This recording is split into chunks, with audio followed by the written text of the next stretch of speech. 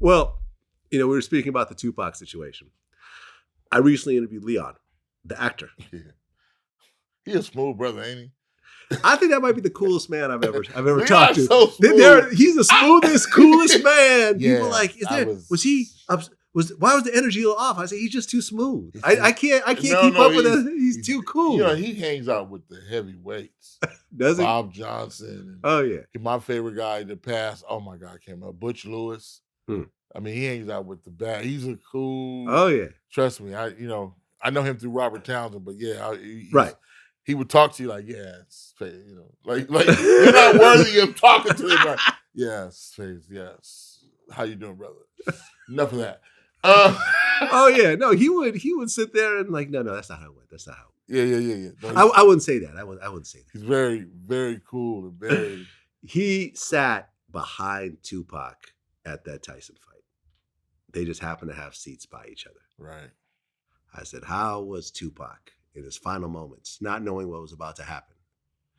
He said he was beyond hype.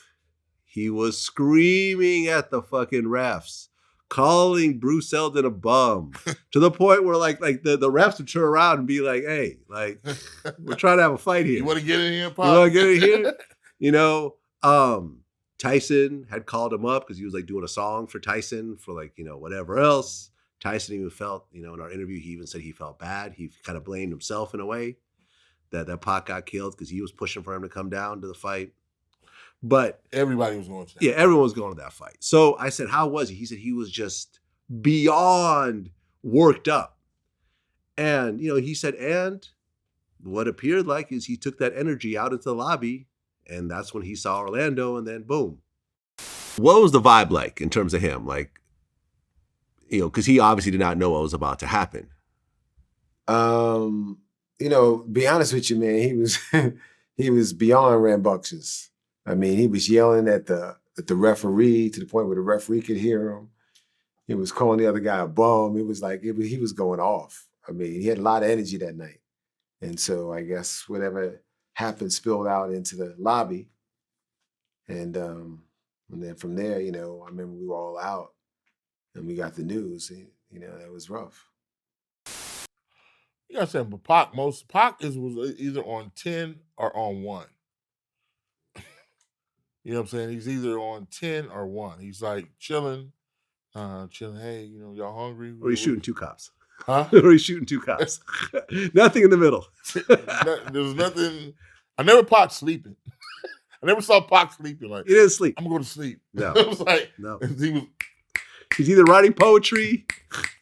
I remember one time, it was at Cannes Studio. They had, it was kind of similar like this. They had all studios going. They were all with Pacs. He was finish this one, going boom, boom. Finish this one, yeah. Boom. I was like, wow.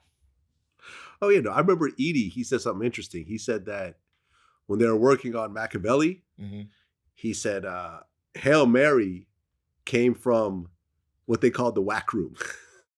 They used to call it the whack room. You know what I mean? Honestly, I'm going to keep it a buck.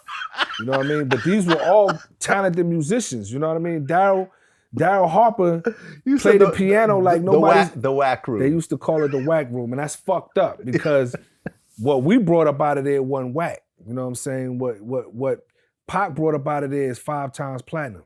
Right. Hail Mary, one of the greatest rap songs of all time, came out of the quote unquote whack room. He had a bunch of, so like what they considered was the whack producers. Way at the end of the hallway. Way at the end of the hallway was where he found that beat. Wow. And you know what's actually funny? You know who produced that beat? Ooh. The father of the guy who played Tupac in All Eyes on Me. Demetrius Shipp Jr. was the producer of that song. I had no idea. Crazy, huh? I had no idea. I remember reading that. I'm like, okay, this must be a typo, right? Because this is a Demetrius Shipp. He's like, Edie's like, no, that's his father. He produced that beat. Which almost made me think of... The circle, man. Well, it made me think that, was that really his father? Because just because you make a beat for Tupac doesn't mean your kid will end up looking like Tupac. I know, man. Who was Listen. the Who else was working? I'm just saying, what are the odds of that? What are the odds? What are the odds that you make one of Tupac's biggest songs and your son comes out looking like him? I would talk to the mama at that point. Be like, okay. Yeah, but I know the girl that was working. Queenie was working. It was another girl that were. Queenie was there. She's actually on the album, Queenie, but that's not. Yeah. That's deep. I'm just saying.